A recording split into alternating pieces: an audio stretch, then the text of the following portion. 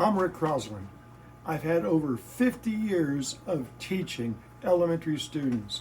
I've taught kids from preschool all the way to intergenerational adults. I've taught in public schools, in private schools, in religious schools. I even taught one summer in a prison. And I tell you, I've kept a scrapbook since 1974 when I had my very first experience as a teacher going into a school in Terre Haute, Indiana. And I'd like to share some of these adventures with you. And they start with these three books. I had started in 1974 when I was working at Indiana State and I was Santa for a group of students. And not too long after that, I was able to take my very first science field trip in 1975 for kids to collect fossils in Terre Haute. But then I ended up student teaching over at Chapel Glen Elementary, where you see here one of my very first class. It was red, white, and blue because that was the bicentennial. That's the class of Miss Renette Decker. And when I came to Chapel Glen, I was able to do some really fun things. For example, well, we did a lot of readers theater, which is a fancy word for acting out. I got to be Santa Claus, and this was one of my very first student teaching when I was at Chapel Glen in 1976. That was crazy, but a lot of fun. Mrs. Renette Decker was my supervising teacher. It wasn't too long though, I got pretty excited in doing things with kids about science. This is our first iguana, and this was one of my very first class, I believe. If not, this was Chapel Glen, third grade, and there are my students. They're a little bit older these days, and of course we did Halloween things and crazy things like we had a banana tree. Don't ask me why we had a banana tree. We thought we'd have a banana tree. And I also love doing readers theaters like Shel Silverstein and The Giving Tree. And some of these kids are probably a little bit older these days, but another thing that was big back then was working on your whole body and perception. That was a new thing back in those days. And there's some of my students, Kim and Angela. And these were the teachers at a great school. My very first principal, Mr. Paul Calabro. That was a great school for me to start out with, a guy that didn't even know how to tie a tie. I know when Mr. Calabro offered me the job, I said, sure. He goes, you have to wear a tie. And I said, well, you're gonna have to teach me. One of the first crazy projects we did was decided to make a hot air balloon. We ironed together garbage bags and then went in the back of the school and inflated it. The first one didn't go too far, which was kind of good because I found out there was a lot of laws about having hot air balloons fly across the sky. Here's my second class. I had a lot of students in there that I still keep in contact today. And we had doctors come in and nurses come in. It was one of my buddies, some great kids at this school at Chapel Glen. And I can't imagine how old these kids are these days, but there's our first hot air balloon. Didn't go too far, but we found a way to do it because the next year I ended up borrowing a barn heater.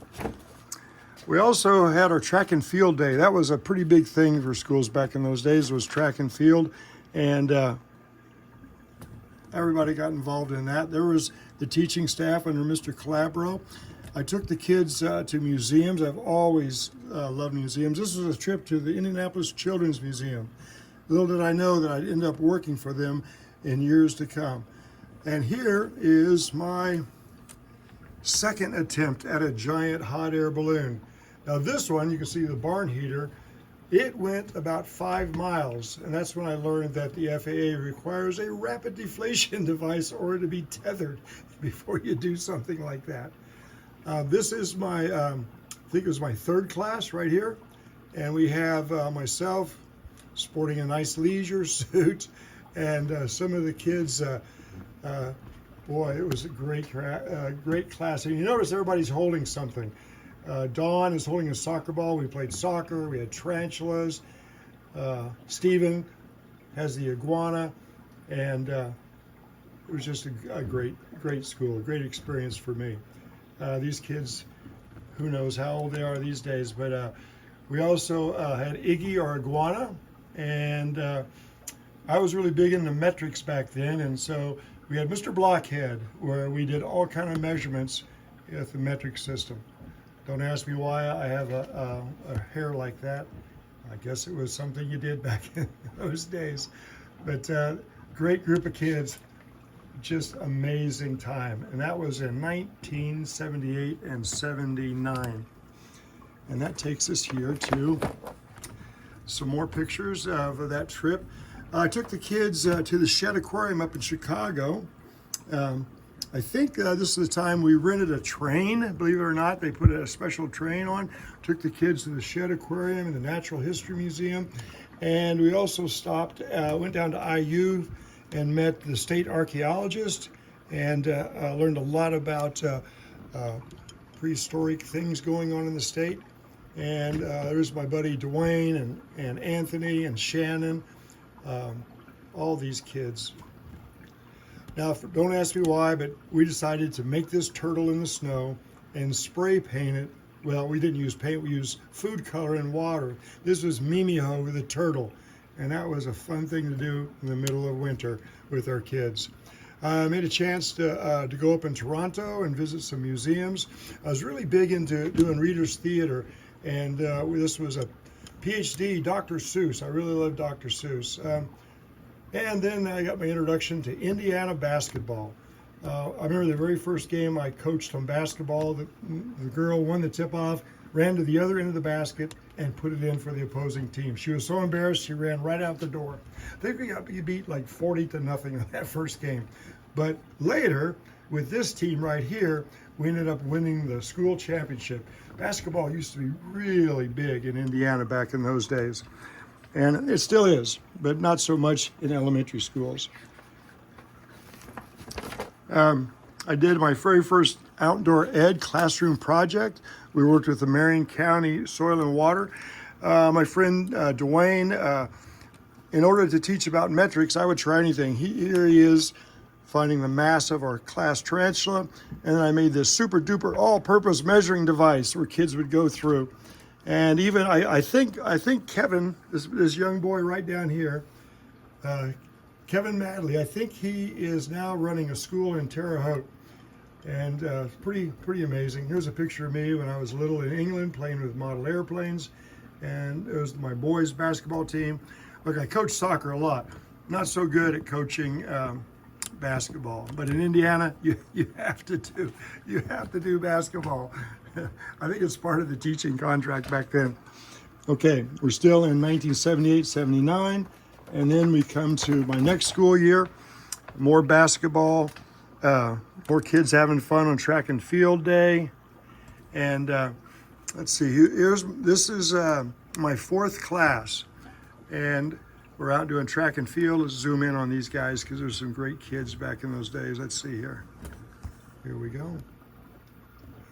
I'm no Ken Burns, but I would like to show you some of these amazing kids. Now this was in 1979 and 1980, and once again we had our class pets. I think I have an iguana on my sleeve, and we had tarantulas and hermit crabs and a stuffed turtle, and it was just a great way to teach, and that's what I love doing. Here was our track and field day. And then here was our staff back in the day. Chapel Glen under Mr. Calabro. And that brings me to 1970. Oh, somewhere along the line, I did finish and get my teacher's license. Back then it was a lifetime license. And here was my fifth class at a trip. I took some kids. I like taking kids on trips. This is the Arizona trip. And believe it or not, we actually made videos in class. Check out my cameraman. That was Cameron. And there we are. Look at that camera. That was crazy. I see we had student of the week in the back, and coaching basketball. And this was my very fifth class. You notice that I'm proud to say that some of these kids in this picture went on to be teachers, and I'm very proud of that. And there's Jonathan Dwork, the kid right in the middle, right about here, went on to be on Jeopardy, and he did very well in school. These are some of the wonderful days, wonderful times, crazy fun times that you have. If you find a way to bring your passion into your classroom, that's half of the battle. Once again, here, this guy right here, this is Trent. He was in I think it was in my third grade class. He went on to be a teacher at Ben Davis High School, and I found out last year he was thinking about retiring. Before I did, I said, there's no way, Trent, you can retire before I retire. And there was a couple of these kids ended up becoming very good teachers. There's Iggy Arguana, and she's this lady right here. That's she's now a teacher, a speech pathologist at one of our schools, and trips to Kings Island, Arizona. I had this deal in my classroom. We had this open concept, open walls, and so basically, if you could draw a picture of how you wanted the room arranged, we would do it. I don't know why we had kites hanging up, but every kid had a kite, and so it was kite day. Yes, I don't know. All I know is we had fun and we learned a lot. This was one of my trips to Chicago. We took a train and we figured a way they put on an extra car so we could move all the way to Chicago. It was a full day event where we went and had a blast at the museums. And every kid had to bring 55 cents for the transfer. I remember this bus driver at Chicago said, hey, next time you guys come, call ahead and we'll have a special bus for you, instead of like 50 people all getting off a train and making a transfer on the Chicago city buses. But that was part of the adventure. I think these are some of the pictures of the museums and dinosaurs and mastodons, and having kids discover some of the beauties of nature. My mom even got to go with me on that trip right there on the bus. That was just a great time. Just a great time going to Chicago. And here we have more Chicago trips and more basketball. I really was learning on the run with basketball. Now, I don't know why we did this, but this was for fun, overnight in the gym. For some reason, we just decided that 8 hours a day wasn't enough to be at school, so we planned it and spent the night in the gym, and ended up playing soccer most of the night, but had a great time. This is sleeping in the gym, playing with parachutes back in the day, having a cookout behind the school. And then it was time for me to go and do something different. So I ended up taking a break from Wayne Township and moving to Egypt to teach for 2 years on an exchange program. So that was my last day at Chapel Glen. And I went to Cairo American College, which was in a little town called Mahdi, which is outside of Cairo. I had like 14 students, and this is this kid right here, Yahya Lababidi. He is a world famous poet right now, but I remembered him as a crazy third grader, and we were having some sort of a party. We also played volleyball, and I was on the softball team there. This is what it's like if you're in Egypt and it's Halloween. The kids dressed up. I went as a scuba diver. And I would take my kids to museums. This is to the Agricultural Museum. We had a guy outside of our classroom named Mahmoud, who I think there's a picture of Mahmoud right here. And he would just get the bus and we would go, hey, let's go to the pyramids or let's go to the museum. All the kids took a class called Arab Culture, and I was there for 2 years. I taught 3rd grade and 6th grade. And I also coached soccer, which was pretty amazing. Big thing about Egypt is belly dancing and the pyramids and the Colossus of Memnon and cobras. And we learned a lot about, this is I think my 7th class. One of our projects was to go on a week-long field trip to Luxor in the Valley of the Kings. And so we took kids to do that. And these are just some of the pictures of Karnak and some of the things that we learned, and a trip to Alexander with Rula and Rania, some really great students that I became friends with. And then it was time to come back to the United States. After 2 years, I got married, my lovely wife Brenda, and we came back, and the first thing we did was, I remember we had a used toy sale. And the money, we ended up giving, I think, close to $500 to the Red Cross. And it was good. We did it around Christmas time, so we sold toys, and then kids could buy those and give toys to brothers and sisters. My love for archaeology, we had a field trip down to the Ohio River, and this was my, here's my 8th class at Chapel Glen, and these students are some pretty amazing kids here. There was never a kid I didn't like, to tell you the truth. And I always told them one thing: look, if you love to learn and you do as you're told, it's going to be a lot easier to pass than it is to fail. There's Kenny Crawford. That kid right there, Kenny Crawford, I love that kid right there. And I lost touch with him, and one day he called me up, and he was an adult, and he goes, "Hey, Mr. Cross, I got this science question." He asked me the question, he goes, "Thanks," and hung up. And that was before cell phones. I never forget, Kenny, I really wanted to connect with Kenny Crawford. Some of the kids was Tommy Tremaine, Leslie LeClaire, David Meeks, Jeremy Butler, Matt Hinshaw. A lot of great kids in that class. And we still did Readers Theater, and this was a play I did. I think this play was, this is Pioneer Day. A big part of 4th grade. I came back to Chapel Glen, and we did 4th grade, was Indiana history. So my idea of Indiana history was, besides dressing up and spending the night, and I had invited some friends I knew that did reenacting, and we made lots of projectile points and threw atlatls and all that cool stuff. This is one of my favorite Readers Theater. I think this was The Grinch. Yeah, I'm almost sure this is The Grinch that we did. And believe it or not, back in those days, at Christmas time, we had Halloween parties and we had nativity scenes. And kids dressed up. And there was no problem with any of that. Here's down at IU at the Glen Black Archaeology Lab. I tried to run in a marathon, and this was the start of one of my very first summer safaris right here. And that was a program I started that I love doing, and over 40 years of taking kids in creeks and caves all over Indiana. So that was 1983 and 84. And we got more of the archaeology. And this is our trip to Glen Black. I was really I still am, into the love of what people can make artifacts. And then in 1985 was the Teacher in Space program that I did my very best to be in. And I started the very first Young Astronaut Council, one of the charter chapter in Chapel Glen. And Summer Safari was still going. I was doing pretty good with girls basketball. And this was my 9th class right here.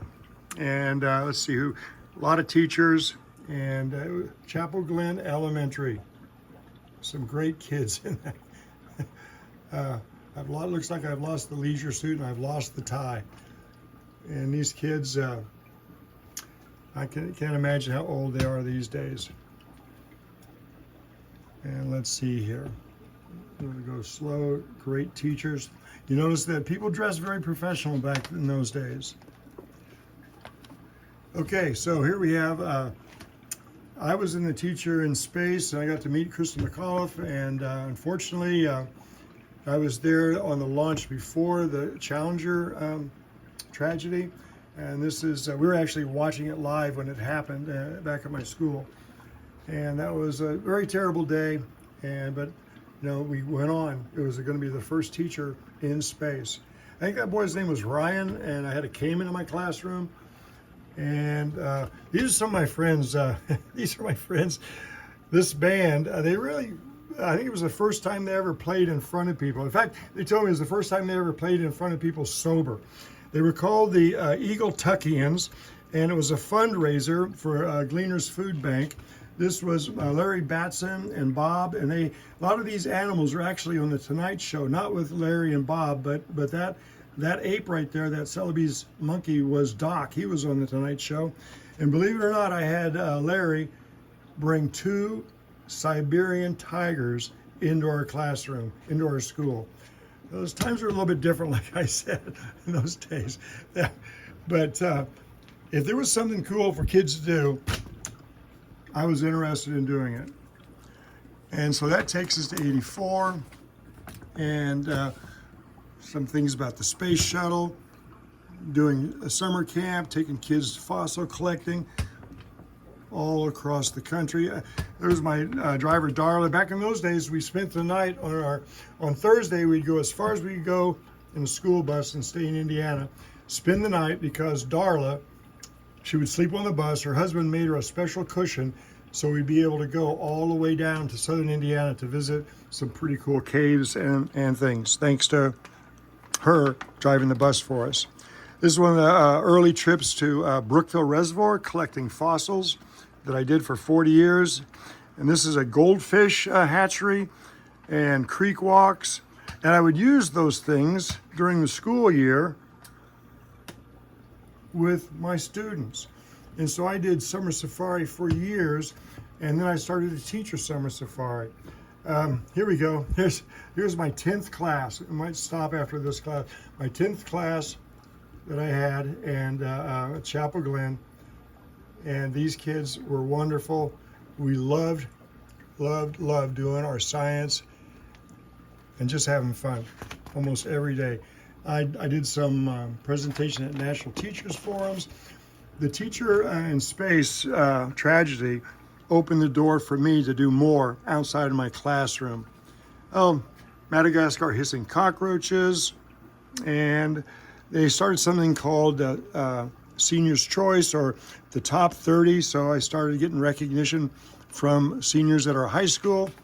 And this guy right here came to our school and loaned me the NASA. I had moon rocks from the moon and Apollo materials that I would show and take and give talks around Indiana, at Delphi, and this one was at Newby Elementary. And this is one of my first summers of teaching at IUPUI. We did an aerospace graduate course that I taught, and there we are making some catapults. So I learned it, and this year was the year I learned that from kindergarten to adult, teaching is teaching if you get people motivated. And there's some more activities in that same year, and that was the Teacher in Space. This was actually the day of, the photos of that. But going on to science, here we are with teachers. I'm showing them how to make hot air balloons. And my deal in science is for everyone, and there's a way to do it that doesn't cost a lot of money.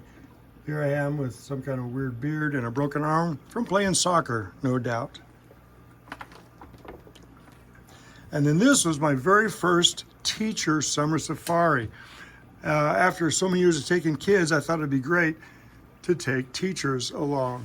And so my basketball team and taking teachers, because they were just as enthusiastic as the kids were. There's our Porter Cave and more teacher summer safari.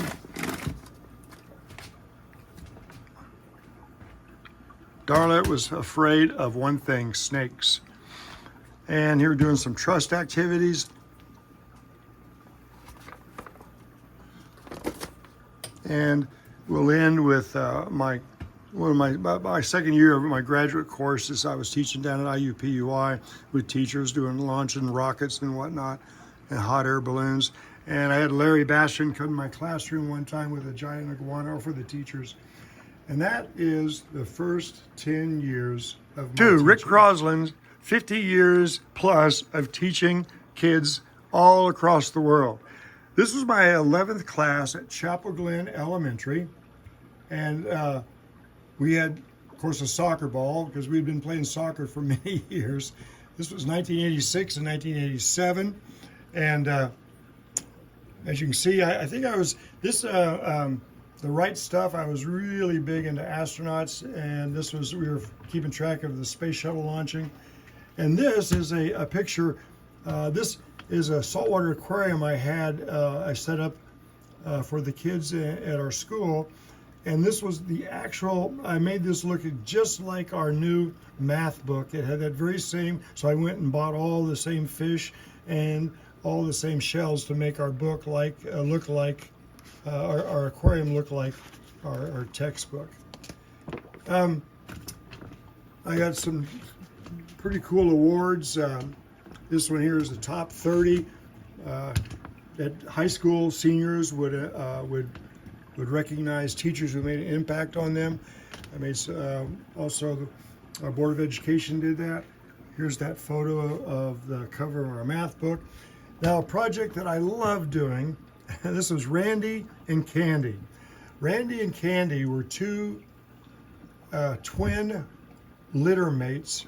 That was Elizabeth and I think Roy that did that. We would keep these rats for about 6 weeks, measuring and learning about how they grew and about nutrition. It's called the Great Grow Along. It was sponsored by the Indiana Dairy Council. It was an amazing program for kids to learn about growth and how the importance of calcium and bone development. And then we have our teachers here at Chapel Glen, and notice the suits and ties, except for me. My buddy right here, Mark Calabro, he was our homeschool advisor. And when we had desegregation, federally forced, he ended up being our counselor, and years later was the principal at Chapel Glen. So my 11th year teaching at Chapel Glen, after I'd gone to Egypt for a couple times, and here's 54 reasons to teach school. I don't know, we would always trade pictures, it was a big deal. I loved holidays because I would be guaranteed a car filled with all kinds of goodies and food that their parents would cook and send home for me for holidays. In fact, my family couldn't wait till I came home. And my classroom was kind of filled with science things as usual. I was a kite and magnets and such. And here's our hissing cockroaches. We had hissing cockroaches. We had scorpions. I think that was a giant Vigaroon scorpion. And of course, I love rocks and igneous rocks and sedimentary rocks, and we would collect them. A lot of sedimentary rocks in Indiana.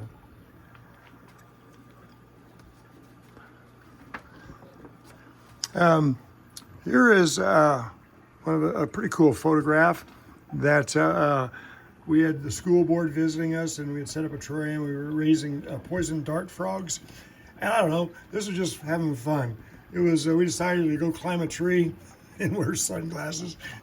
And I remember, I forget who the student was, but I don't know if we were sacrificing him or doing what, but we were having fun with him. Somebody probably from that class remembers the story behind that guy. Once again, we had a new superintendent, and I got to do some cool things. Eli Lilly had grants for teachers and continues. I worked with the governor and Robert Orr and H. Dean Evans, who was another one of our state superintendents, and I got a cool proclamation, so I took all the kids down to the State House. They got to share it with me. And I came here with another summer safari and loaded up. And you notice I did this rather cheaply. Those are old softball helmets that didn't pass for softball, but they're great for caving. And that might have been either my summer or my 4-H, because I would do both. And then finally, some interviews, some magazines with some kids. This was my 12th class that you see right here. And great kids in this class as usual. When I first came to Indiana, the only two languages at Chapel Glen were Purdue and IU. When I left, there were over 21 different languages of students in our class. Things change. And things change, and things are good. Things were good then, and they're good now in our schools. Here are two seniors, very bright, top 30 kids that picked me, and Doc Voorhees. He was a science teacher from the high school for an award, and I think, oh, this is a professional best. I won a national award, professional best, and which came with a car, which Oldsmobile, not this car. This was I had the library, and Mrs. Moomaw brought the chicken car. If the kids did really well in the library, she would have the chicken car come to school, and that was fun project after fun project. And we had lots of crazy plants. Once again, climbing trees with sunglasses became a thing. I don't know why, but it was fun. Let's see what we got here. My next class. This was in 1986, and trying to find out. You know, if you look at a soccer ball, it's pentagrams and the five-sided, and also connected by six-sided. Is that a heptagon? But anyway, pentagons connected to six-sided. And there's a plastic cage. I had a friend, Joe Killian. We'd make all kind of plastic cages. But I'll tell you, back then it was hard to find a soccer ball. Here's some more things about teacher training. I started doing lots of teacher trainings because, you know, you could just do so much in your classroom. But if you teach a teacher, you're teaching thousands of kids. And I won some cool certificates and awards. And this is a national, Indianapolis top teachers. And then this was kind of cool. I did a lot with rockets and rocketry, and an award that I won. And then my 13th class. Here we are on summer safari again, doing on summer safari at 4-H. And some crazy pictures of me. And Mrs. Schulteis, one of my principals, right here. And this class, it was kite day. We're having fun with kite day. And there's my 13th class right here. And we also have a hot air balloon. We were big on making things fly in the air, hot air balloons. Then, let's see, this is some really cool local coverage, me doing some things with kids. I was blessed to have so much fun and to be recognized early on. I have no complaints. This was a professional best, a national award program, Learning Magazine sponsored, and my summer safari. And the funny thing is, the first year I got nominated, and I think I came in number 6 in the nation. And 2 years later, I was nominated, and I came in the top 5 and won a brand new car. And we were learning about bones and rocks. And this was my IUPUI teaching teachers about structures and triangles and rockets, and back in 1988 and 89, and kids having fun with this. I'm pretty proud of this. Here's a picture, believe it or not, of my 14th year. I was working out at the Children's Museum. I created I was on leave from Wayne Township, and I was kind of working at the museum, but the kids, I got paid through Wayne, the kids could visit. This is my daughter, Whitney, and this was in 1989, and that's Alan Bean, I think the 3rd man who walked on the moon. I hosted him, picked him up at the airport, and he's an artist, and I asked him if he would bring his boots and we'd make prints. And so he did that, and I was proud to find out that I asked him, I bet you probably do this with your boots all the time. And he said, no, it was the first time. So I was pretty proud of that. My job when I was at the Children's Museum was design an overnight experience to make a space shuttle, a mock space shuttle. Here's some kids from Mrs. Dwork's class, my favorite friend, teacher back in the day, who brought her kids to spend the night. I created all the suits and all the different jobs, and we spent the night learning about our mission. And this was our way of doing the Challenger Centers. And of course, these might be worth some money today. I don't know. These are signed by my daughter Whitney and Alan Bean, astronauts. And this is Space, the Next Generation. It was an exhibit that was at the Children's Museum only for like 2 months, but we had some cool opportunities, and I got to write the script, and the museum people made all of the set, but I got to assign everything for the kids to do a mock launch. Instead of rockets, we had videos built into the cabinets. It was a great experience. Only there for a little bit, but I learned a lot about NASA and met some really cool astronauts. And that was our teachers. I didn't get to go in the teacher in space. This was the next best thing, was bringing space to the kids. So my time at the Children's Museum was well spent. And here we go, something from NASA to recognize my work. I visited Glenn, some of the NASA centers. And this guy was a big guy from, there used to be a TV show called Newton's Apple. And he was the guy in the middle there. And I met him. This was a National Teacher Week, and did some things with him. It was pretty cool time. He came and I did a workshop with him for teachers. I had forgotten about Newton's Apple. I actually met Mr. Wizard too, but that's a different story. Here I am dressed up as Mr. Space and doing more rockets with kids, summer safari, gold panning. You know there's gold in Indiana? And things with books, teachers, projects.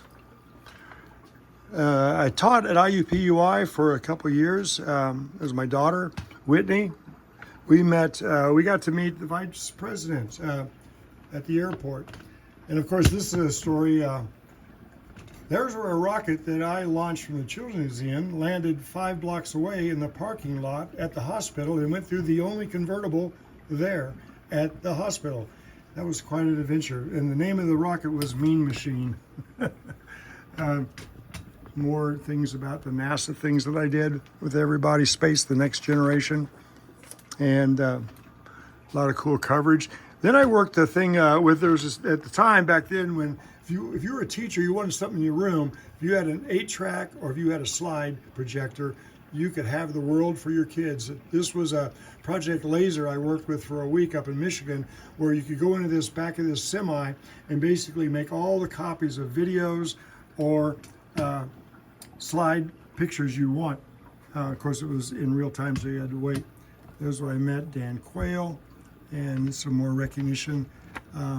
I gave talks about Egypt to my kids after I got back. This was, I don't know what year this was, 85, 86. And then I got invited to the White House and was a guest of President Bush and his wife, the first Bush. That was a major thing to do. It was the Presidential Awards for Excellence in Science Teaching. And my wife and I got to go. We visited all the museums. It was something I'll never forget. My 15th year of teaching. Great kids here. And I did a program called Fire Away about being safe with around smoke and fire. And I worked with our local fire department on that. The science of fire. Here I am with teachers again, teaching and making hot air balloons. And I really enjoy teaching all ages. And people are enthusiastic if you join in and do things. This was a throwback to 1970. I found this. I forgot I used to do some reading for the Wabash Valley Council for people that were visually impaired, and I would do reading for them and record it.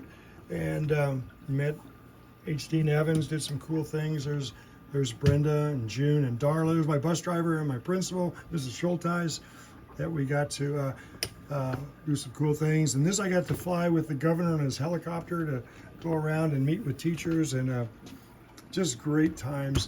And I would not have changed anything in this teaching that I did. This is where I don't know if you recognize, but this is called the Delta Dart. This model airplane is from the AMA, the Academy of Model Aeronautics. I used to do all kind of things with that, and years later I became involved with them as their national educator and did all kind of cool projects. Even today I'm doing things with drones with them. And here's some political work we did, and Fireaway program. There I am up in the tree again with the sunglasses and trees. And more metrics. This is, take a look at the scale here. To buy that scale would be like $150.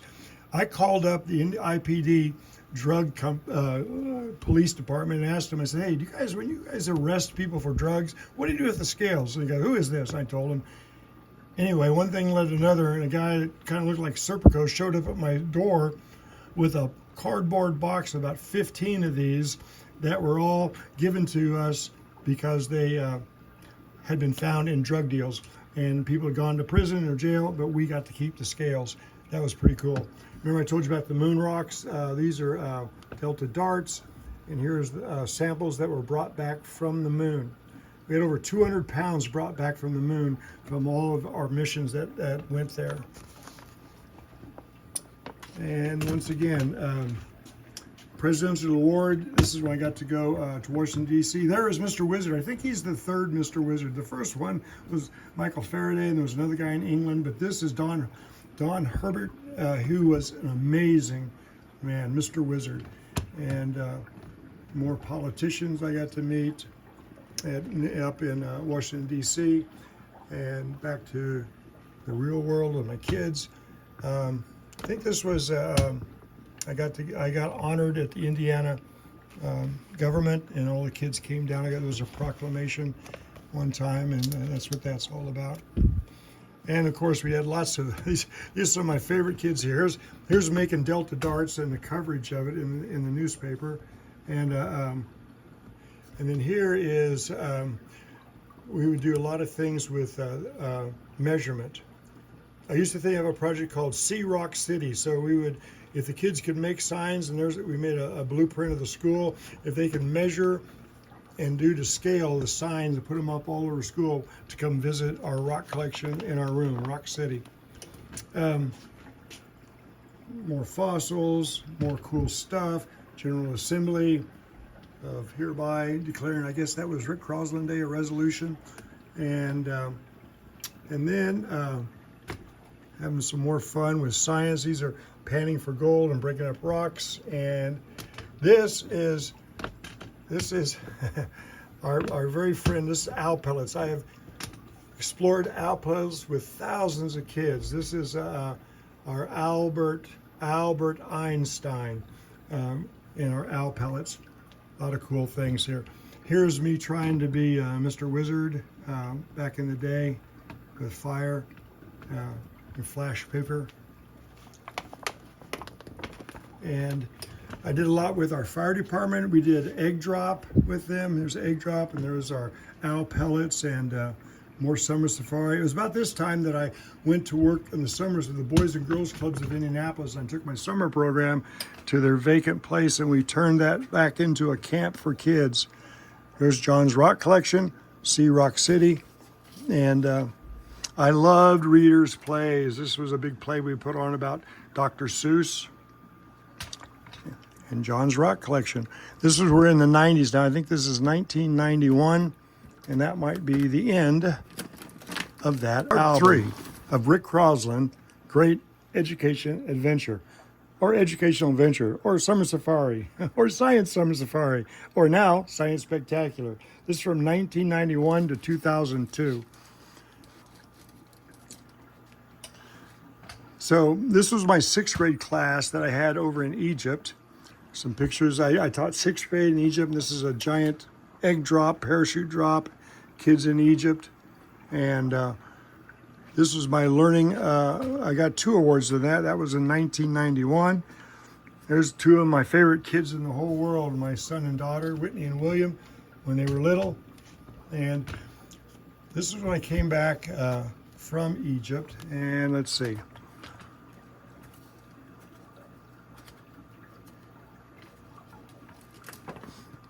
Here we go, more summer safari. And I'll tell you, if you ever want to find an activity that you don't want to do, at least I couldn't do it, is basket weaving. This was an activity we decided to do one time, basket weaving. All I can tell you is Mrs. Dwork, June Dwork, and I, mostly her, our hands were dead after one day of trying to do this with kids. But we did a lot of other hands-on science activities. And this is when we did summer safari, where we would camp out and do our caves and such, and pan for gold. It was kind of simple. We'd bring hot dogs to cook out at dinner time and cold cereal for breakfast, and we'd stop somewhere at Wendy's on the way home. This is one of my first class snakes. This was Hershey, a beautiful corn snake that was This is eating a mouse. I didn't ever force kids to watch that. It was voluntary to watch them eat a mouse. And over here we have more teacher in space, owl pellets. This is my science room, my plants, cool stuff. And this is where the kids would design the room. If they could draw a map of the room, we would set it up. I'm kind of proud of this. When they remodeled Chapel Glen, I looked on the floor plan. I picked the room at the edge that was all by itself. And this is where I built a wall of about 30 aquariums where every kid had an aquarium to take care of. This was, this one, you guys would die for this. This was one of the first computers. I had the first computer lab at our school. This computer had one hard drive it shared with others, and you had to use floppy disk, and you could get about one PowerPoint, and that was it. Kids having fun. Here we go. I think in USA Today I got mentioned about something up here about teaching, and lots of fun. Oh, lots of fish tanks. In fact, this tank, this is one of my favorites. Indiana has the best water for African cichlids, and so I set these tanks up and had questions like, I gave kids pencils. If they could tell me the longitude and latitude of where these fish came from, Lake Malawi, Lake Tanganyika, and it got their interest. Plus, I got a pencil. Let's see. This is a crazy fish tank idea I had. We painted it and made it look like rocks. No, I don't think that would win any award for museums, but we tried. It was fun. Let's see. Oh, I don't know. This was a fun idea. We just took the classroom, all the windows. I wanted to make like stained glass windows one day. So if we had an idea, if the kids could do it, we would do it. They would have to plan it, find out how much it costs, and find ways to make the money to do it. Here is a couple of kids feeding some fish. Oh, this is one of my favorite projects. It's a penny. We had like a 3-week project because we counted up pennies, and 50 pennies, some of them had a mass and some of them had a different mass. So here we are with, I talk about something crazy. Like, I love killifish, African killifish. The word killie means small ditch. It's a beautiful fish. It's a fish that's so colorful. It only lives a year, and they're pretty exotic. They don't have regular names, but here my kids putting together killifish tanks. You know, there's such a way to combine your hobbies with your teaching. I would get an A+. Here's another project that I did. That is a kinetic art, but it's also a pendulum. Foucault pendulum. It proves that the Earth rotates, and I don't know. Here we go. It was one of my favorite. Best teacher on Mars. I had a sense of humor, and so did the kids. Another senior's choice. Great fun. Up here, there's a project where the kids and I was showing them how to make structures with marshmallows and toothpicks. My secret is to try to find science in everyday items and everyday uses. And so this is kind of cool.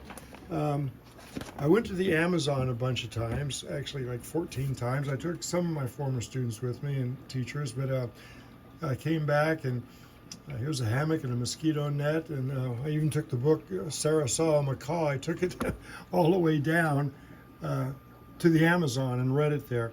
Also, I was pretty proud of this photo right here. This is a place called Cataract Falls where I took kids for years and years and years.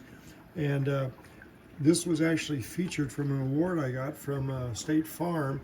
But that photo right there and that paper was actually featured in National Geographic, which was one of my favorite magazines. In fact, I kept about 150 National Geographic maps in my room, and every once in a while we just stop teaching. Let's go somewhere, because maps can take you to places that you can't go. This is my 17th class right here. 17th class, and the kids, you know, I had them autograph it at Chapel Glen. I was teaching 4th grade. So I started in 3rd grade and went to Egypt and taught 3rd grade and 6th grade and came back and taught 4th grade for a long, long time. There's a State Farm an award. And here's one of my really great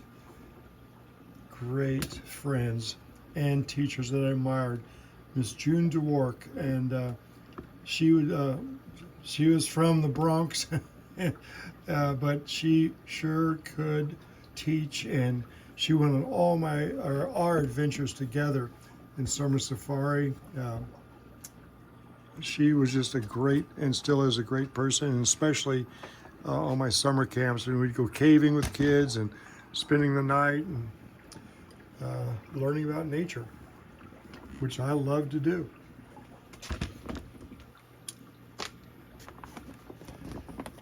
Another great award I had one time was the Indianapolis, the Golden Apple Award, and I got to be in the parade for the Indianapolis 500, one of the largest sporting events in the world. And it was cool. They honored teachers for that, and the presidential awardees. I was the first elementary presidential awardee in Indiana, and once again, rock climbing. I took kids not only in Indiana, but this was my super summer safari to Colorado. I took a group of kids, and we flew out. We planned it all, and we collected rocks and minerals all over Colorado, and that was something. Went to some historic sites around Colorado. I just look for great opportunities for me and for kids. Here's another reader's theater, something I love to do with the kids. That was something I cooked up called "You're Invited to a Reader's Theater: Nintendo versus Bookworm." It was a multimedia presentation that I, you know, this is right when everybody was getting the video games, and I'm not a video game guy. I like books. Sorry. And then this is kind of crazy. I did have a stickler sometime for organization. This was the Garbage Can Award. If your desk was so bad that you could not find things in homework, you got the Garbage Can Award. Then here's another project we're going. This is more of my super summer safari where we went out to Colorado. Hey, if you're going to go out on an expedition and go rock climbing and digging and mountain climbing, your guide ought to be named Jim Stone, and that was our guide on the trip here. Let's see. Here's my 4th grade. Let's see. Get a close up of these guys here. This is 4th grade in Chapel Glen. That might have been my 17th class. And then here's a picture of Mrs. Dwork, June Dwork. And I tell you, the kids that came on the summer safari learned a lot about the natural history of Indiana. I like taxidermists because you could learn a lot. This is another summer safari. This is my 4-H super summer safari trip to Arkansas, where we took kids. We camped out, and then we stayed in condos and kept the price down. And one of my favorite things to do is we went to Mount Ida to collect quartz crystals, and we came up with some beauties. I mean, just a fantastic opportunity for kids to find some treasures. And we loaded the bus. More summer safari, Mountain State Park. And then I took another group to Colorado camping. This was another super summer safari where we had a great time. We went to dinosaur sites, Canyon City, and we panned for gold. And we went to an ostrich farm and just had all kinds of fun and activities that I still remember today, and would love to go again. A lot of times we left Denver, we did some rock hopping, and we actually, I learned how to do rappelling, and we took kids to rappel down place called Mant, Ontario, and then we did some more rappelling in Arkansas. And then I discovered the Amazon. I ended up making 16 trips down the Amazon. I took teachers with me. Oh, before I do that, we were in Colorado, the kids, and we came across these whitewater rafting, and I pulled together what money we had, and I talked the guy into taking us. That's me in the front, and we got to experience whitewater rafting, which was great. I remember that little guy in the front. After we went through the first group of rapids, he said, "Mr. Crosslin, is it okay? Can we have permission to say a bad word?" They were a little scared. I said, "Sure," and I think the S word came out pretty bad as they went across this last rapids. But then I took a group. Here's a trip I organized, and I took about 12 to 13 teachers and some students down to the Amazon to learn about. You'd heard so much about the Amazon, so I put together a trip and took them to the Amazon. It was me with the Cayman, and it was one of my loves, going to the Amazon. Fourth grade, like I said, is about Indiana history, and so we have a living museum, Connor Prairie here in Indiana, taking kids to learn how to do those things. And one of my favorite authors, Daniel Manos Pinkwater, wrote some crazy books, so we had a contest to dress up like him and read some of his stories and some of his books. Fat Man from Space was my favorite. And I remember reading lizard music out loud to kids. And Hoboken Chicken was pretty cool. Here is Dr. Evans visiting, State Superintendent visiting my classroom. And I brought the hammocks from the Amazon where kids would have a chance to experience what it's like. I'll tell you one thing I always did. I'm not a great artist, but on any of my trips, I would always, there's my son William, I would always bring notebooks and have kids stop and sketch things, whether it's an ostrich or the Grand Canyon. I always thought it was important for kids to sketch. Amazon, I brought a blowgun back from, I won an award from IPL. That's Mrs. Schulteis, my principal. I got a chance to take the kids to the biosphere out in Oracle, Arizona, which was a great experiment. That kind of was a failed experiment, but it was pretty cool to go to. And here's my classroom after the Amazon with all kinds of hammocks and kids here and shooting blowguns and things I brought back from the Amazon. And we'd set up fish tanks, soccer.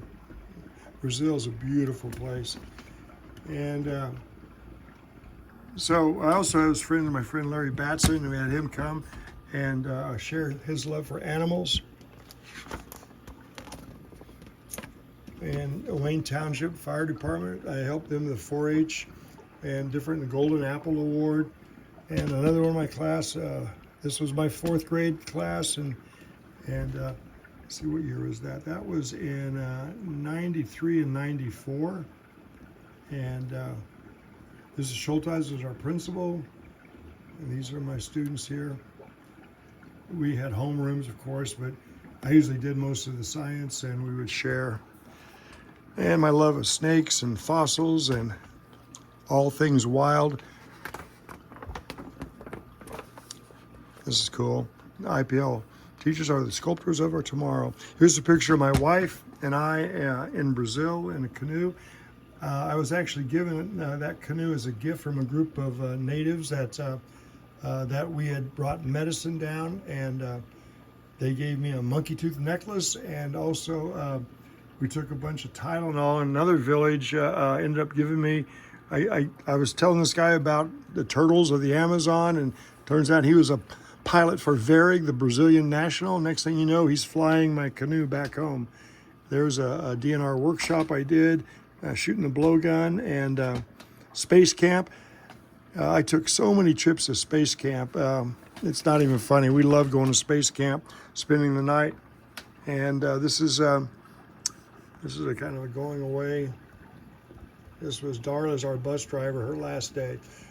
We made she took us on trips all over Indiana, so we made her a paper bus for her going away party. And so just more treasures of working with kids in the classroom and outside of the classroom. Space Camp, Amazon,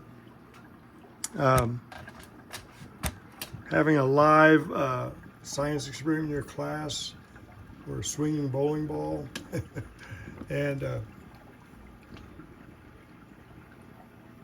this is more of the space camp. I would take kids down there. We would stop either at Mammoth Cave on the way down, or at Huntsville. We would do all the activities and even more that I would make up.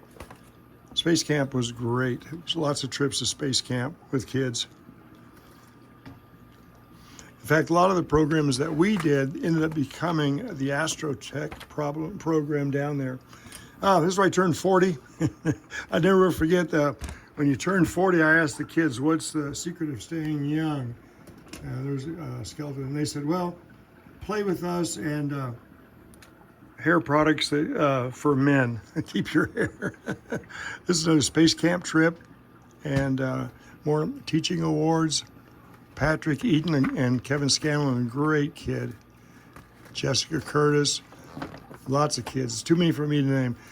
This is another summer safari, goldfish farms and caves, and having a great time with kids. And it's kind of funny. I did a lot of archaeology projects and visiting the zoo and going to Anderson rock quarries. I always find ways to talk myself and my kids into getting to see these things. We were responsible, and no one ever got hurt on these trips, which is a good testament. But this was kind of cool. Grissom Air Force Base. I used to live at this Air Force Base. My dad was in the Air Force when I was in the first half of the 10th grade. So I called him up and said if we could get a tour of the KC-135s, the refueling aircraft. And at first they were hesitant, but then they gave us a great tour. The kids got to lay down in the backs of the airplanes and everything. These are cool. Some of my favorite awards are the things that kids gave me. There's our Pioneer Day and field trips, and our Mary Poppins Tea Party. I don't know why we had Mary Poppins Tea Party, but some of the moms came in and had a British tea for the girls in 4th grade. Mrs. Chu. This was my Mrs. Purdue was our principal, and this was my 94 and 95 class. A lot of great kids here in this picture right here. Our Connor. I was big into field trips, still am. There's so much more you can learn. And another space camp trip, lots of trips. My reading class, having the British tea, and my math class, we'd always come up with some kind of project and a short-term goal to work towards. One time we decided, let's make this cool play, and the play was called PhD What? Dr. Seuss. It was some of my favorite Dr. Seuss stories. So we made all the sets. If I ran the zoo, had the kids paint them, the Zacks, north going and south going, and then here's our set. It was so cool. So I would draw it, and then the kids would paint it, and that was some of the best theater that you could ever imagine. Because we would keep you didn't have to memorize your lines. You'd keep the book to read about it. Too many Daves. I'd completely forgotten about this great thing. That was my reading class in February 6, 1995. More awards. I had my brother-in-law, my sister's husband, John. He's John McKay. Just so happens that he loves the Civil War. So I'd have him come into my class and do the Civil War reenactments. If you want to know anything about the Civil War or battles or forts, John's the man. And then this is when I was the president of the Indiana State Science Convention group, Hasty, Hoosier Associated Science Teachers. And my job was to pick the speaker. So I got Dr. Bacher, who's a famous guy made from Jurassic Park, dinosaur guy. He came, he was amazing. He could draw and talk about dinosaurs till the sun went down. And just a great guy, crazy guy. He was at our state conference. He stayed for hours afterwards, signing autographs. And that was when I switched from classroom, continued to do my classroom, but also worked with kids and teachers at our state science. And then one time I decided, we ought to have something cool. Let's have a reading loft. So we made this. Well, I say we, the kids made it. I had them draw designs for it and measure all the boards. My math class did all the measuring, and we built it, and we put the computers underneath, and I put them in charge of the loft. We built that in our classroom. That was a cool thing to do. I always had things for kids to take apart and use tools. It's just what we did. Let's see, here we go. More cool things. When I took over at one camp, they asked me to run the Boys and Girls Club camp, and that's where I had a swimming pool and did all that cool stuff right here. Teacher of the Year, I was the runner-up for that. I used exotic techniques, I guess. Exotic fish and frogs and things were considered exotic techniques back then. Top 10 teacher thing. There we go. This was my 20th class, and this was this is Lauren. Let's see, I think is that Caitlin? That's Cheney. Yeah, there we go. Some of these people went on to be pretty famous. Let's see, where is she at? Let me find a picture in this class. Caitlin, Cheney, and let's see, Elena Fine, great kids. That was, if I'm not right, she went on to do some pretty cool things in soccer. I'm talking World Cup. I'm talking Olympics. Samiko, more kids doing projects, airplane projects. And William Jackson. I never will forget William Jackson. I love that kid. A lot of great kids. This was my class of 1995 and 96. There we go. Evansville, okay. Lots of fun. I would invite my kids out to my house every year for a picnic and show them my fish room. That's my house up there in our backyard. And I've had lots of teachers over the years that have worked with me and done great things, and really have enjoyed these things. Here we go. There's Dr. Sue Ellen Reed, Superintendent of Schools, and this is our first science fair I put on at Chapel Glen. We did a science fair that was matched to the different science standards. And my summer safari, summer program, and our space camp. Lots of trips over the years. Lots of cool things to do. And here we are, creek walking. I love creek walking, looking for what we can find. One of my favorite students right here, Ruth Dwork. Her mother, June, was an excellent teacher. And we're getting close to the end of I think this is my 22nd school year here. This was a lot of fun. I would borrow a portable planetarium and teach kids about the stars, and then I'd have my class make noises and on the outside to go along with the stories I would tell. I think this is my 22nd class right here. Is that Eric Finesilver? Maybe, I don't know, but great kids. Mrs. Claire Perdue is the principal, and I started the first technology club at our school, and we had our first computers. Boy, things have come a long way. More space camp, and we grew crickets for iguana and snakes and big snakes and more snakes.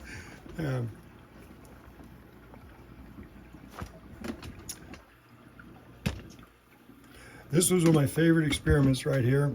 This is Joey Walker. You want to find out about displacement? So we found out how much, what his volume was, and how much water he displaced, 31.6 liters, so we could find his density. I never will forget, Joey and everybody in that class for the rest of their life will understand density. Lots of fun, lots of great things, reading, and Star Lab. Oh, this is a great, I had a good friend who was a retired math teacher, and she would come in and work with the kids. Charlotte Braswell, she was a grandma of some of my students, and I was never one to look over a resource, and she would come in and work with our kids on math, and all kind of beautiful math games to work on. And had student teachers over the year, lots of student teachers, and in our loft, working with the Children's Museum. I love this picture. Talk about crazy science stuff. We got all kind of stuff going on here, and the books to prove it. I'm working on some crazy project that has to do with science and books. Tell you, it was fun to go to work every day, and there's up in a tree. What's a year without going up in a tree? It was fun to go and work every day, and it was fun for those kids to come to my class every day.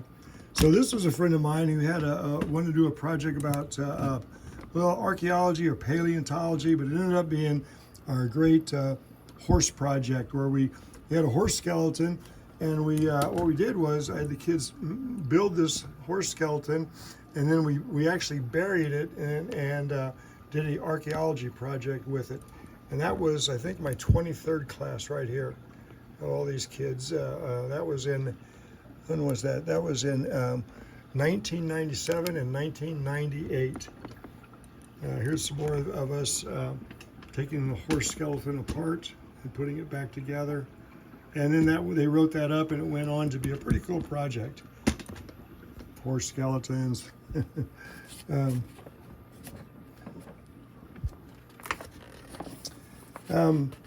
The Olympics were back then, and I had a student teacher, and so I put together Caveman Winter Olympics. It was some kind of contest by IBM, and they said the winner would get to go to the Winter Olympics in Nagano. Well, I did all the stuff, and we submitted all these lesson plans to different science activities. Like this one was the first time skateboarding was being entered, so I made up this Caveman Winter Olympics snowboard. And I don't know why we didn't get to go, but we won all these contests, but at the last minute they said, no, you can't go to the Olympics. I was kind of bummed by that, but it was kind of fun. Back then, this was kind of a rarity in elementary schools. These are the men of Chapel Glen. So the four of us were the male teachers. There's the Nagano in Japan, the Olympics. Didn't get to go. Did the cool project for it. Taught some movements.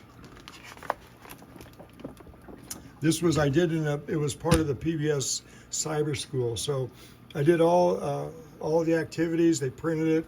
It was kind of fun, but it would have been nicer to get to go. A horse is a horse, of course. I got to play the drums on a drug ed program once. I'm a frustrated drummer. I don't know anything about drums, but I got to play. And welcome to 4th grade. The kids would always make murals, and we would basically have a fantastic time. Lots of kids. Oh, this was a shadow. I did some for the Olympics. We did some shadow. We took an overhead projector, and it was kind of fun to tell stories using shadows.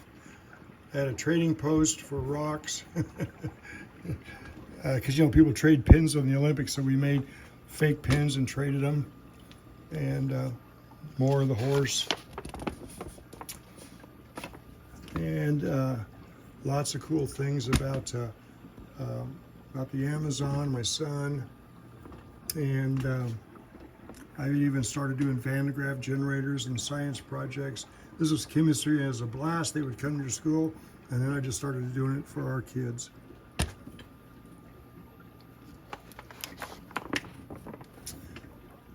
More Reader's Theater, a different type. This was a different story.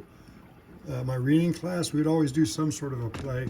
That was the best way for me to teach reading. This was about A.A. Milne, Friends of Winnie the Pooh, and so I had the kids do all these stories, and we did all the artwork for A.A. Milne and Winnie the Pooh. Most people just think I'm a science guy, but I like doing everything actually. And this was our listeners theater from Winnie the Pooh that I had the kids do. And more cool stuff, more awards, and from the city. And this one here is something that's kind of special. This was one of the biggest surprises of my life when I received the Milken Educator Award. There was a picture in the newspaper of my daughters and my son and my wife, and that was quite a day, a surprise, when I was recognized in 1998. Here's a picture of it right here, of the notification. That basically changed my teaching. I mean, what a cool thing to get. And basically, there I am, our superintendent, and Dr. Jane Foley was there to give me my award. There's some more coverage about it. Amazing, amazing, the city. And I'd give animal talks, more awards, and more fun. That was all that day. What a day. One of the best days of my life, besides having my kids born. Oh, and getting married. This Extra Mile Award. And camp. And I talked to fourth grade teachers into going and spending the night up at my camp for a retreat in October. It ended up being a pretty cool Indiana history. As everybody made dinner. The hardest part was talking 5 other teachers to spend the night in the woods. But it was great fun. Chalkboard, cool activities. I brought monkeys to school. I had a friend who had a giant Burmese python, and Larry Batson, he would bring his animals, and it was just amazing to be able to see these things and give these kids these experiences. And more summer camp, and I love this picture. This was when I got announced that I was the recipient of it. And another trip I did that summer with kids is I love going to Okefenokee. If I can't go to the Amazon, the next best place is Okefenokee National Wildlife. And I got to meet some wonderful people at some of these, some National Teacher of the Year.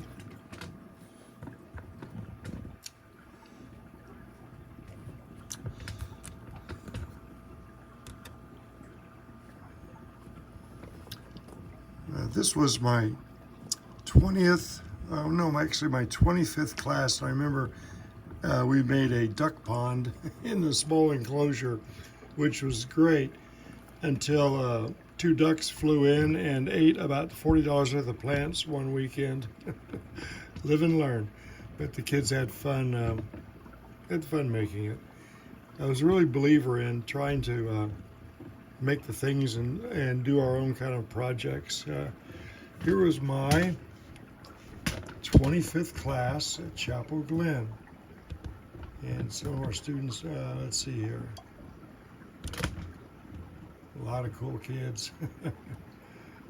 I know if I start to name them, I'll leave someone out. But great kids. Funny thing is, I always looked at my students, and we do projects, and the funny thing is that they all seem to be like grown up, and then I'd see them in the classroom and think, all the responsibility I gave them. But then if you see them in the neighborhood at a grocery store, they just looked like little 9-year-olds and 10-year-olds. It was quite different. Let's see, what do we have? This is something cool that was going on. Oh yeah, this is our animal trek, some crazy project that we cooked up.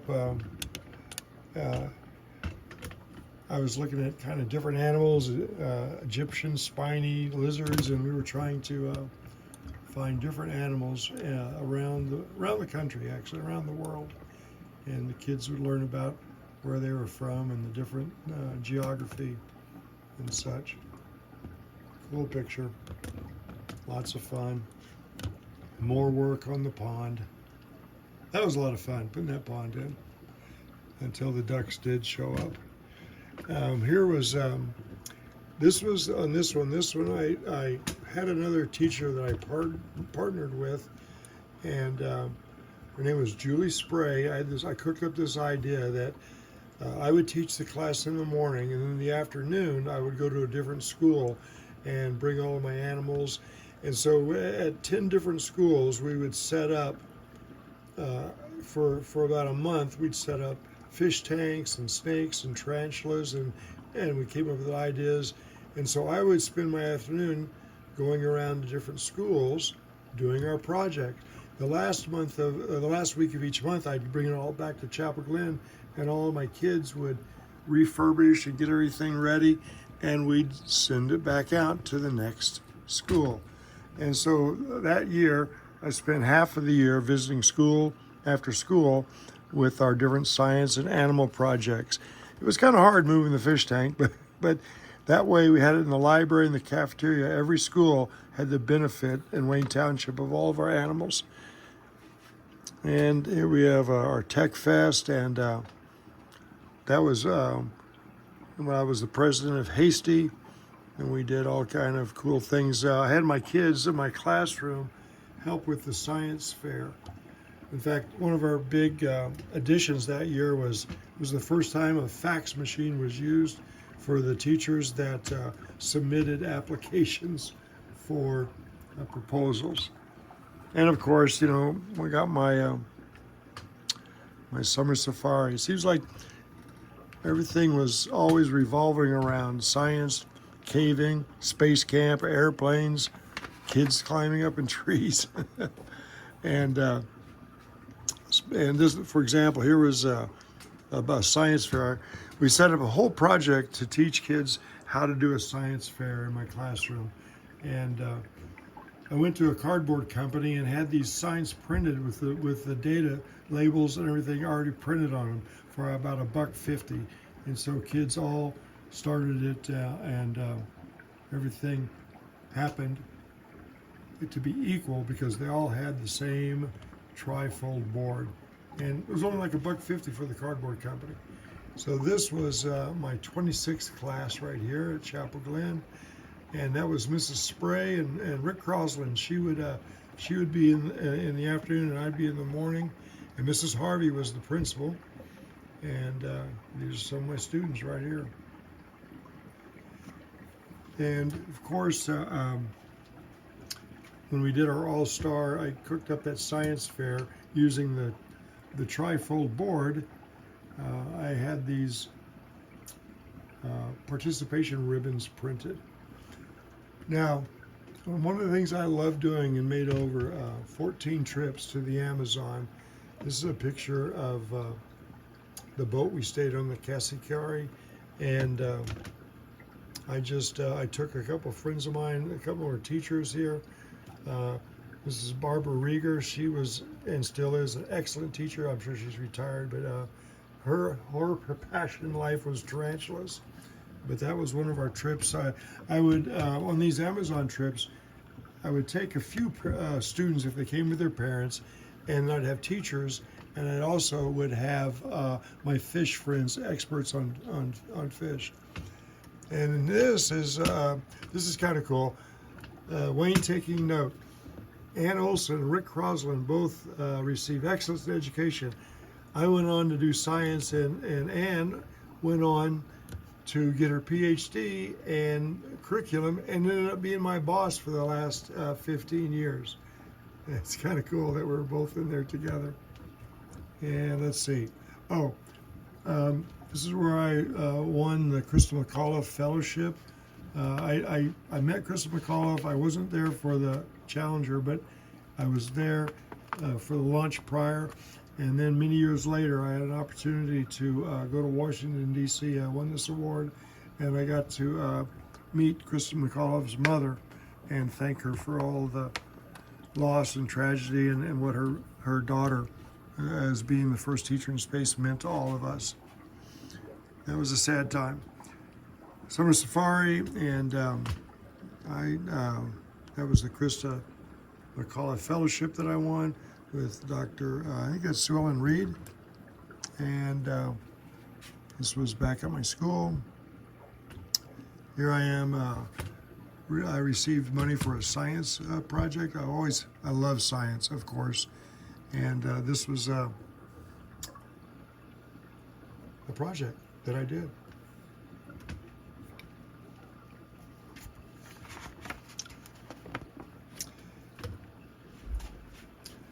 And here's our nature center. This is one of our schools we put in. I helped organize for Keep Indianapolis Beautiful, and we put in an entire nature center at Stoutfield Elementary. So my class here, these kids, I'd see with them in the afternoons as I was going from school to school later during the day. And here's the Christa McAuliffe Award ceremony at our school. And I would start to go to different schools to do science fair projects. And here's another person that you might know, Lisa Bays, who is now the president of Wayne Township Education Foundation. But she's been with that organization for many years, and I received an award for our Chapel Glen Science Fair. And here we're doing some cool projects using pulleys and systems. Hands-on is the best way, I think. And I do believe that science rules.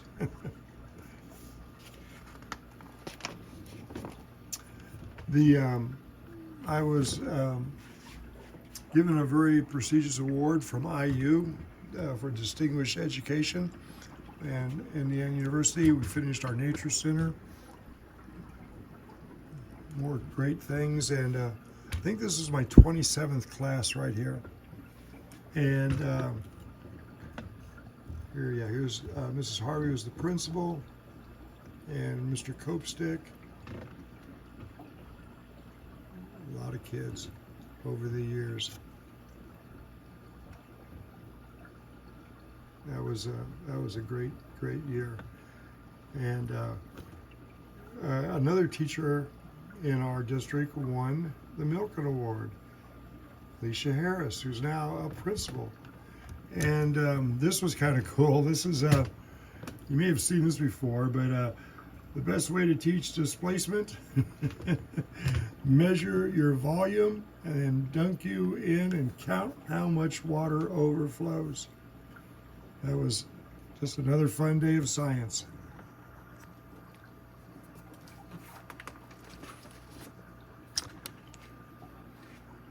This was, I probably have had every kind of critter and insect and animal that you can think about in my classroom one time. These were giant millipedes that I had the kids took care of. And another great student that has gone on to be a scientist, Michaela Robinson. And let's see here. Here we go. This is Science is Fundamental. There's some projects that I have kids do. This was in 2002 maybe? Yeah, I think so. 2002.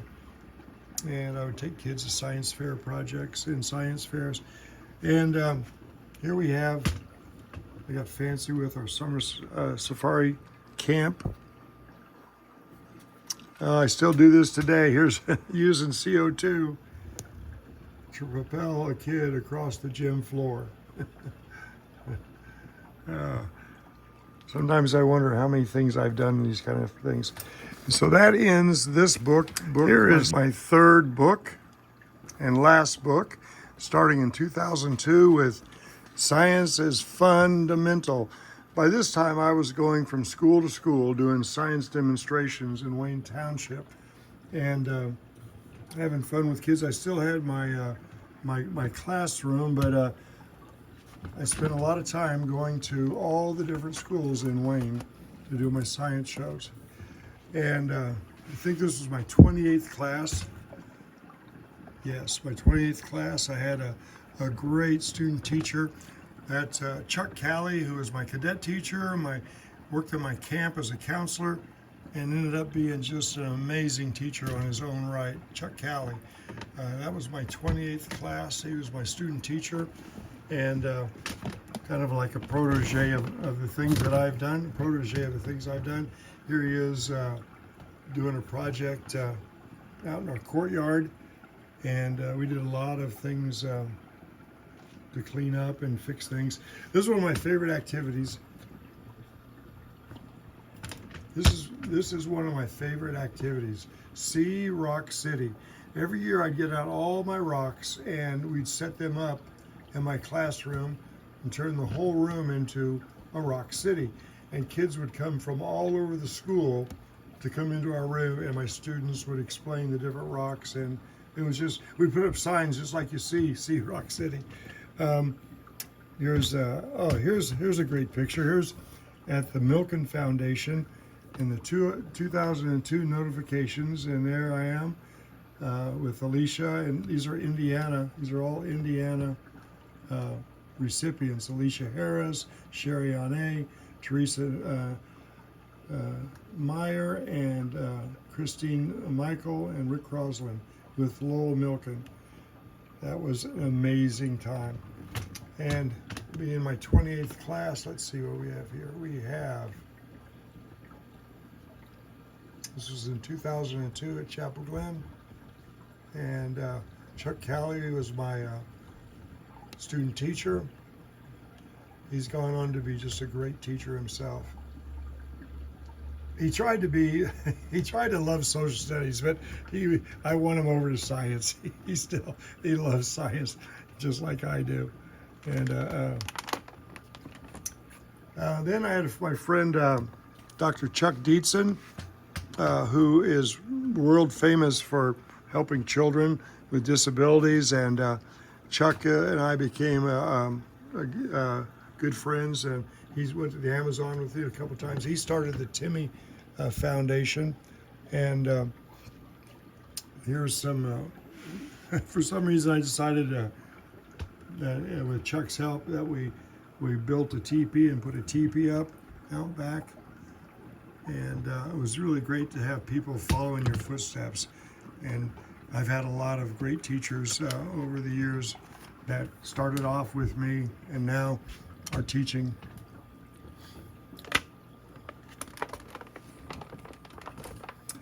Let's see what we got going on here. This is Presidential Award, different awards by the Mayor's Award from, Betta Splendid. I love fish, of course, and this is the Betta Splendid. You might know them as Siamese fighting fish. And these guys, we raised them. In fact, I actually had loaned from someone who was a betta fish expert, and we borrowed his females, and we, over 1 week, we had laid eggs, and we gave them back to him, and we raised up some famous and fancy bettas. And there's our fish report about it. And this is more of the Senior Choice Awards. Great things. This is my dinosaur. I took teachers for about 7 years in a row through the Children's Museum. I was in charge of taking them out to dig dinosaurs out in South Dakota, and that was one of our expeditions, digging Edmontosaurus, which is what T-Rex ate.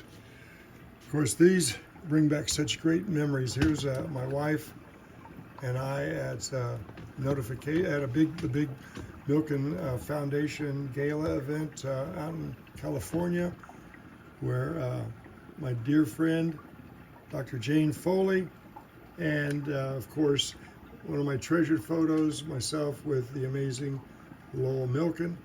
I was one of the speakers at that, and it was quite an honor to be there and to speak. Here I am with a tuxedo. Maybe the only time I've ever worn a tuxedo. Maybe, I think that was, there's a picture of my wife Brenda and Lowell's mother at the banquet. Great times. Now back to camp. If I'm not digging rocks or fossils, one of the most exciting things for me is a creek walk with kids, catching fish with nets and teaching them how to use a dip net, and in the woods in Indiana. This was out in the camp that I ran for many years. And that takes us up to just about the end when my television show I did, Indiana Expeditions with Rick Crosslin, which ran and won several Emmys. I was just honored to be with some very talented cameraman, Eric Hartvig, and we had 4 seasons of shows where I got to go all over Indiana on science expeditions. And we also won some Emmys. And that is something weird happened. Right about then, everything went digital. And so that's the end of my books and the end of my narration for about the first 28 years of my teaching. It was quite an honor to be able to speak at the conference in May of 2003. And it was also kind of a turning point because it reminded me at the time, I didn't know it, my 28th class at Chapel Glen was going to be my last homeroom, my last class, because after that, after the 2002 and 2003, I spent the next 22 years being a teacher for 11 different schools in Wayne Township, and that's when I became the scientist in residence. And a big part of it goes to the efforts that this man here has done to improve education in our country.